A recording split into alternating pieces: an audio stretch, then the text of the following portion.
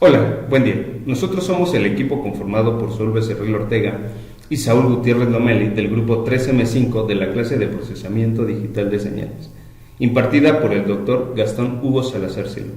Y vamos a presentar el tema denominado Aplicación de los procesadores digitales de señales al desarrollo de redes neuronales y servocontroles.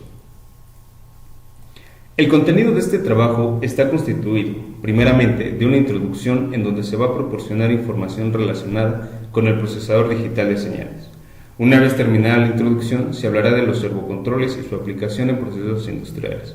Posteriormente, y por medio de un ejemplo, se abordará el diseño de los servocontroles en un procesador digital de señales. Luego, se van a exponer los conceptos generales e implementación de las redes neuronales en un procesador digital de señales. A continuación, se van a presentar las conclusiones obtenidas durante y al final del trabajo de investigación.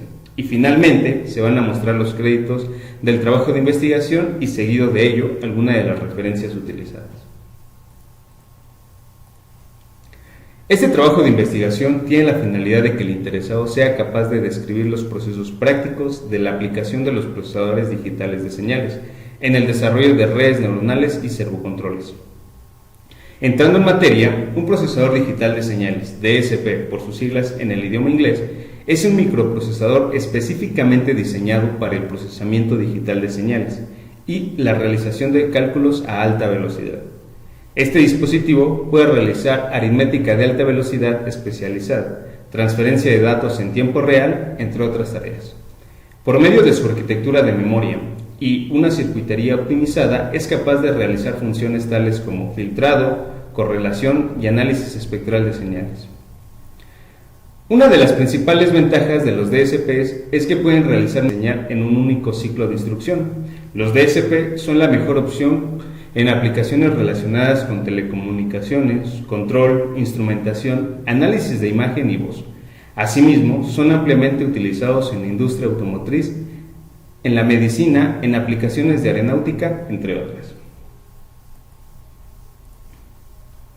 Una de las aplicaciones más utilizadas en la industria es el control de posición o velocidad de un motor. Un DSP para el control de movimiento es dedicado a tareas de control, incluida la generación de perfiles o trayectorias, cerrando el lazo de control y envío de señales de control al motor. A continuación, se presentará un par de videos en donde se puede observar el seguimiento de trayectoria de velocidad para la tracción de un automóvil eléctrico y el control de posición durante el retorno a home de un centro de maquinado vertical.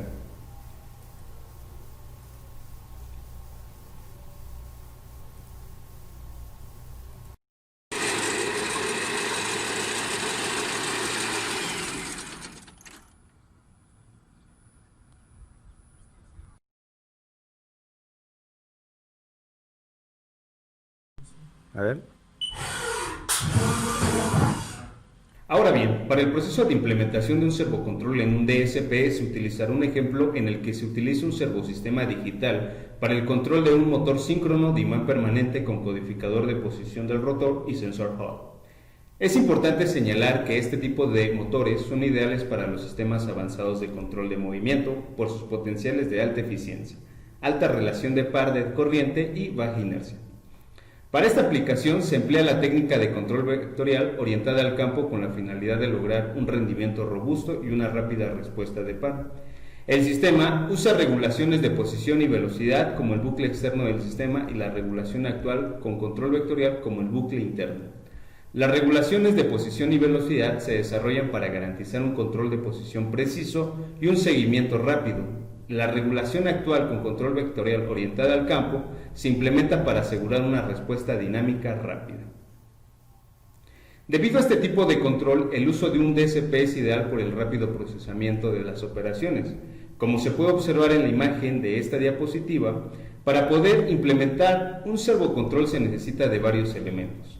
Entre ellos, los sensores que sirven como transductores de las variables físicas, un DSP o tarjeta de control similar, y un circuito de potencia que permite la rotación del motor.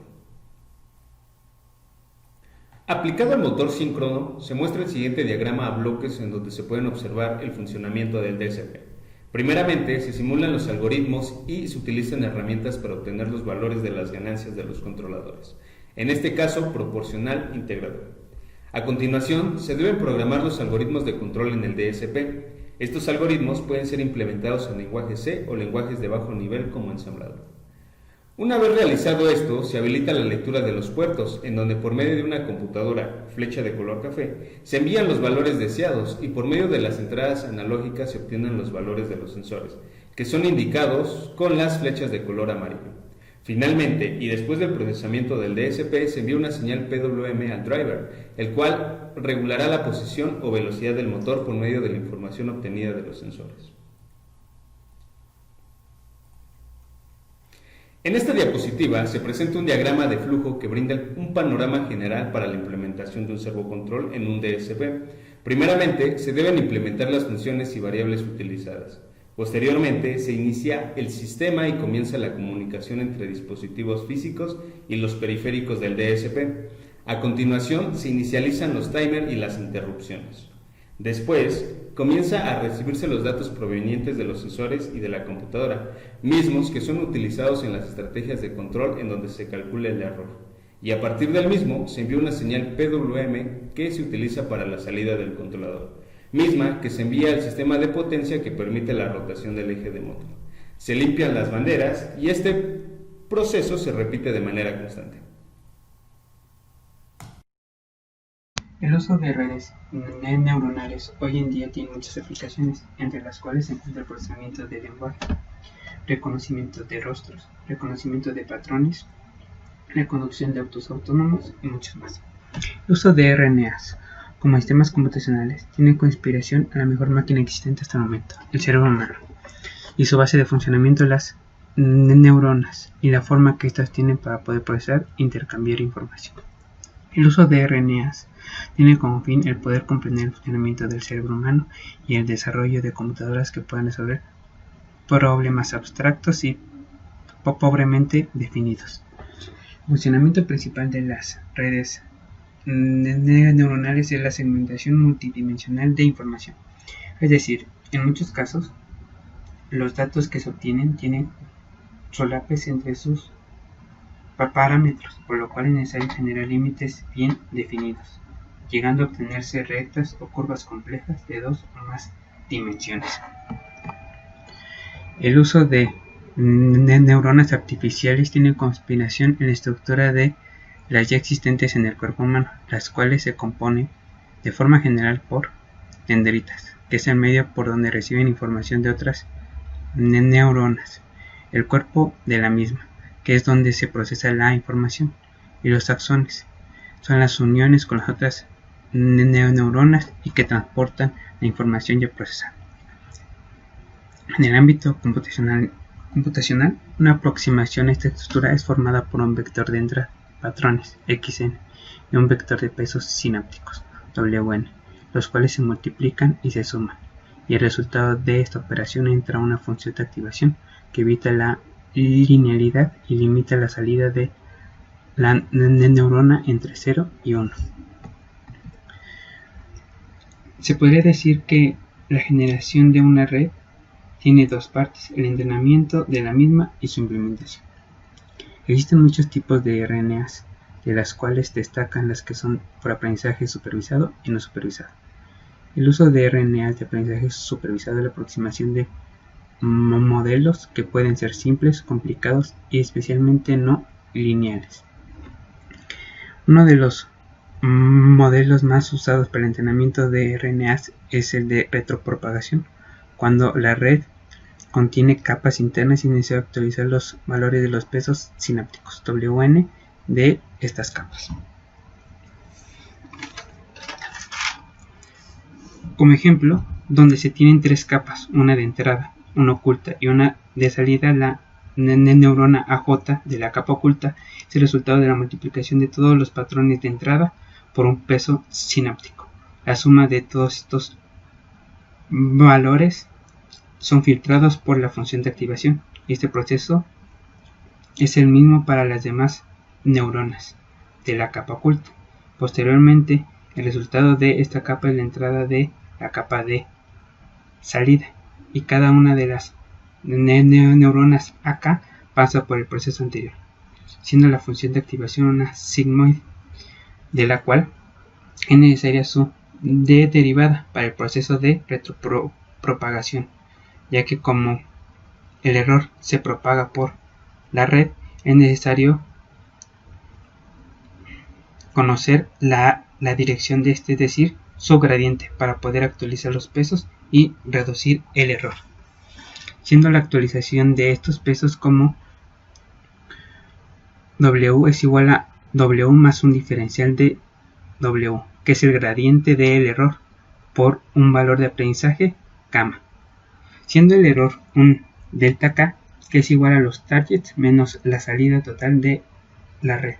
El error cuadrático medio es la suma de todos estos errores, mientras que el error total es la suma de los errores cuadráticos de cada época, siendo una época la iteración de todos los patrones y por toda la red, por lo cual se puede decir que es un proceso largo e iterativo.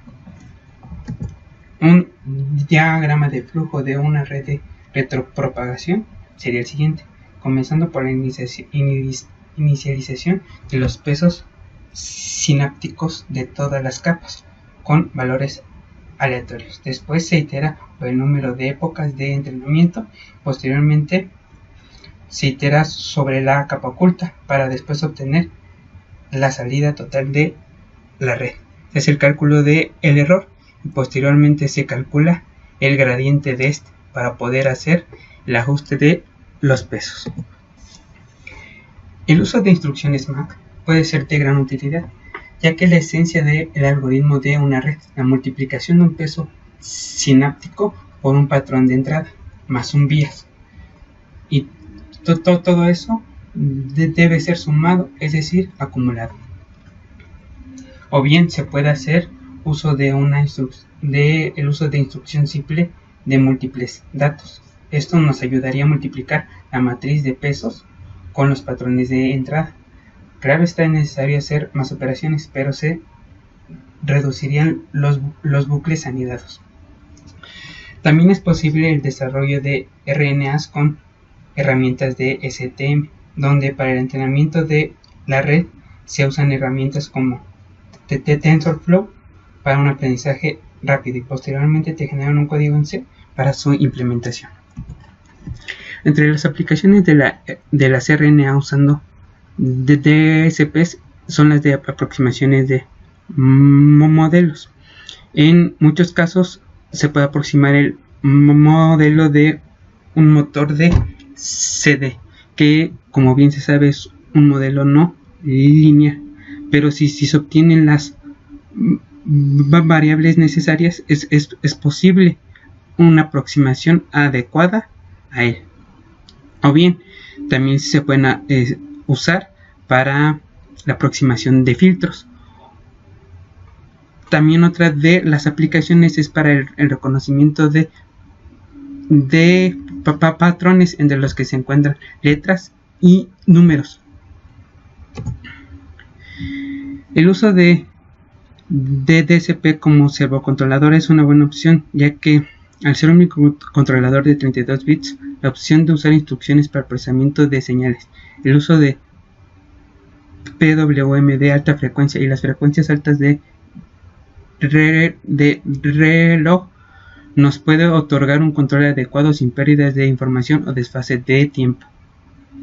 Para la implementación inclusive el entrenamiento de RNAs de un número limitado de patrones de entrada y capas ocultas son excelente opción, ya que cuentan con herramientas que van muy acorde con los algoritmos para el entrenamiento y la implementación de RNAs. E inclusive si se quisiera desarrollar sistemas embebidos con inteligencia artificial, los DSP son una opción rentable y fácil de usar. Una de las cuestiones al hacer el entrenamiento de una RNA es evitar que ésta se acostumbre a los patrones de entrenamiento, ya que una vez que se intenta implementar puede dar una respuesta errónea. Si se requiere de RNAs más complejas con un número exorbitante de patrones de entrada, así como de capas ocultas, o para el desarrollo de aprendizaje profundo más robusto, se recomienda el uso de TPUs, unidades de procesamiento de tensores. Se presentan los autores de este videoreporte, ambos estudiantes del Instituto Politécnico Nacional. Asimismo, se agradece al Laboratorio de Robótica Avanzada y a la Red de Expertos en Robótica y Mecatrónica por permitir la difusión de los videos utilizados en este videoreporte.